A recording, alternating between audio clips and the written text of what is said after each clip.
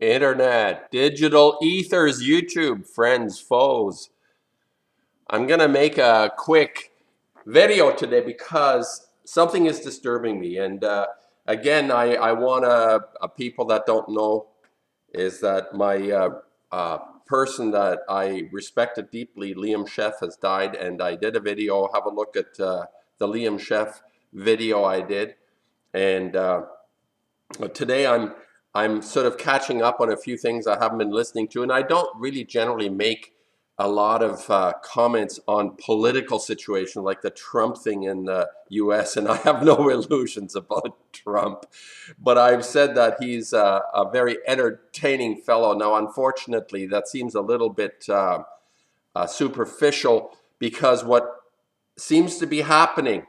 And I did not really feel this to be of a consequence, interestingly, and that is the idea of a nuclear exchange war.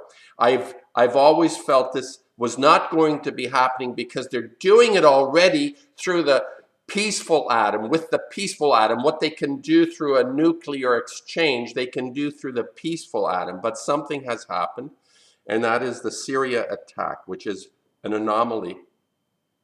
I did not expect Trump to actually do something like this, which means he's likely being captured. Politically, what the forces are in the background, what is considered to be the deep state, this is very disturbing. And I'm going to try again to create a context. And it's like people are struggling with this concept of being under the control of the mechanisms, the institutions, the individuals, what is called globalism, which is a fact. This is not a fabrication. And people that are still kind of ruminating and noodling that there is like one guy, Trump, who runs the show. I mean, please, this is not how it works. There are concerted efforts behind the curtains over decades, centuries, even millennia. This is something that you can research if you look up secret societies and institutions, religious institutions, the societies, the groups that actually try to maintain a control over a growing, ever growing larger population, 7+ billion people now. It is very disconcerting to the controllers what is happening in the minds of people like you and me, people listening to me. This is a danger. This is an imminent threat. And I did not think they felt as threatened as they do to see something like this happen with Trump, to actually have an unprovoked attack the way he has now escalated this possibility that I honestly did not think was on the table, because we are being nuked anyway. So why do you need to destroy things with big bombs and explosions if this is happening tacitly within a dissemination of these toxic elements through the passive nuclear atom, the atoms that are being produced, the exotic isotopes every day by over 420 nuclear plants worldwide, plus another 250 research facilities that produce this shit every day, and it's going in the environment, and it's accumulating, and it's escalating with Fukushima. So this is an anomaly for me, because I was saying, no, I've argued this with Lonnie Clark, other friends of mine who are very desperate about the idea of a nuclear thing. Now, this has now changed somewhat with the Syria attack. And what is happening, I think, is that, in fact, whatever level of Trumpness there is in terms of an individual actually having ideas, I honestly don't believe this person has an idea. He reflects a sort of base, I think. What happens is people are put forward like Baby Bush and Clinton and all these leaders. They are put forward because they reflect a certain base, or they appeal to a base that keeps the crowd under control on some level. That's how I think it works. So now I'm going to just quickly give another context about how I perceive this and how I perceive the resistance to this. And that is, first of all, what I've said in my last videos is that you don't have to do anything. The first step towards a resolution or let's say not a resolution, but a change of direction is for each individual to actually accept something is happening. And all the clandestine activities that are going on behind the scenes, I mean, this is difficult to prove on some level. It's difficult to prove because it's the nature of clandestine.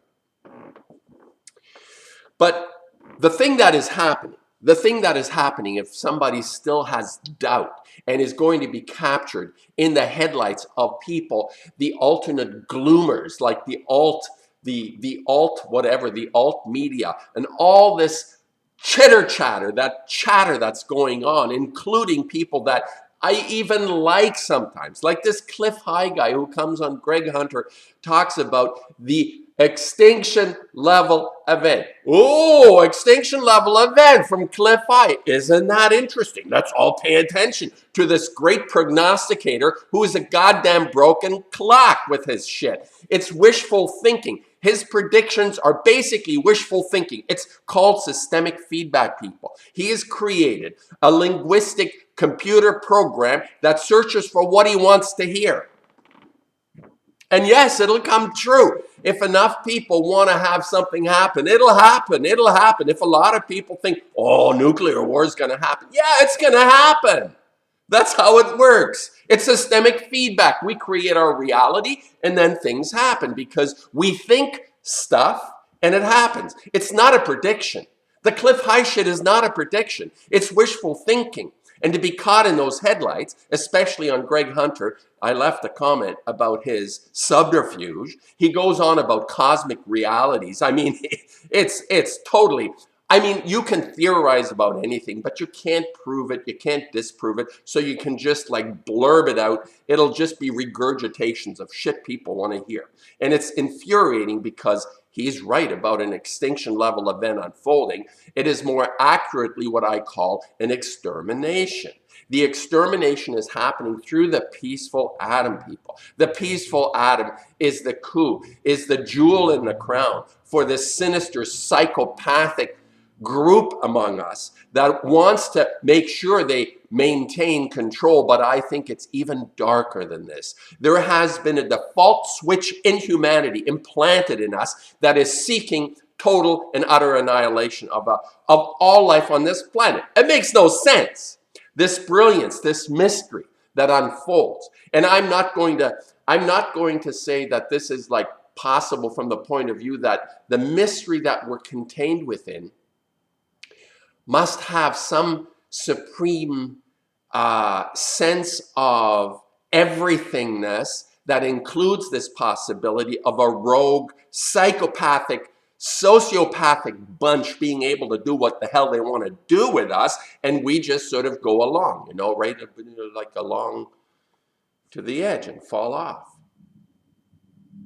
And within the context of an understanding, here's what I say. Number one, you don't have to do anything except to say, to in some level of reflection, that something is really happening, whatever that might be. And I'm telling you, the Fukushima issue is top of the list of what's happening. But go ahead, something is happening. It's sort of that inner commitment starts to percolate, and people will act their conscience, because if they're not sociopaths or psychopaths, people will do the right thing. This is just in our nature. It's something that within this mystery, we're not born psychos. At least I don't believe anybody is really on any level the psychopathic individual. If there is an inclination genetically, it gets drummed out of us through experience. That's what I believe. So the psychopath is a nurtured individual, now even possibly cloned individual, all the technologies being invented, the AI intelligence, the artificial intelligence that's actually now beginning to more and more infiltrate to separate us from our conscience. That's what it is. The matrix is to separate us from our conscience. So the backdrop to this and the effectiveness of people that truly understand this on whatever level they are fighting their fight. I said, people, pick your fight. There's lots of fights to pick. And I loved Liam Schiff because he picked on epic issues, religion, science, economies, philosophies, thoughts, thinking, the principle of thinking. He basically dissected our very essence of thought, which is what I loved. I may not have agreed with everything, or the fact that he missed certain things that I would like to pay attention to, but he did this. He was wonderful. He was amazing. And Liz commented that this was a huge loss for the good guys. I believe this to be true, Liz, that this was a huge loss for the good guys. So I'm going to just sort of politically make this, like say this thing, but I want to tie it into where it comes from so that there isn't this overwhelming feeling about something. And there are people out there, somebody I like Cindy K. Courier, who is attempting to produce a platform the way Kevin Annett, I still believe, I haven't heard much from him, but the way I believed he was creating a platform that we could utilize and use, if that is our fight, to alter the direction we're going in. And it's such an important thing, but Annett was promoting, and many others, by the way, who are exposing the pedophiles, the people that is destroying our hope on a ground level among children. So if you abuse the child, if the child survives, will continue the abuse unless they're really enlightened and they can overcome that level of distress within themselves. So the nature of our being has been undermined as from the principle of being innocent children, that this control group makes sure the children continue what they're doing by abuse, through abuse. And we need to recognize this on some fundamental level. Otherwise, there's never going to be a change, because it's what I call the a priori. And the a priori is to go where the source, not the result, but the source. The source. Now, we're also dealing with the result of Fukushima.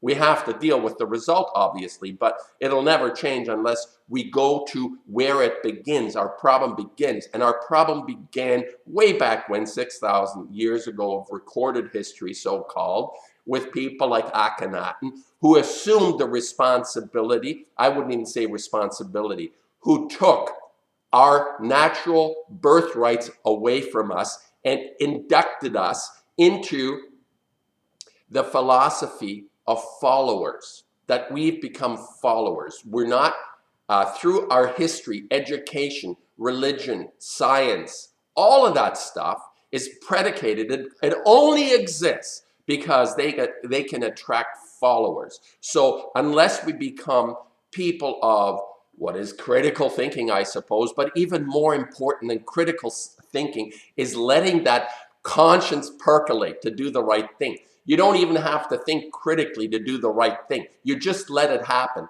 in oneself. That's how it works. So the counter is to accept something is going on. You got to pick your fight. We're in a situation, a life and death situation. We got to pick our fight.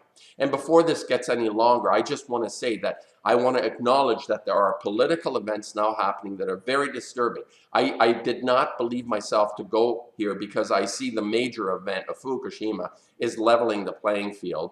And it will continue to level the playing field no matter what the little control group psychos decide to do, who they attack, how they attack. This thing is an underlying extermination, as I call, but it's been ratcheted up now. I see this Syria event very dangerous, very dangerous. And I don't see like a Russia against the US or against China. It's the same bunch. It's the same bunch that are escalating this extermination. I guess it's not happening fast enough.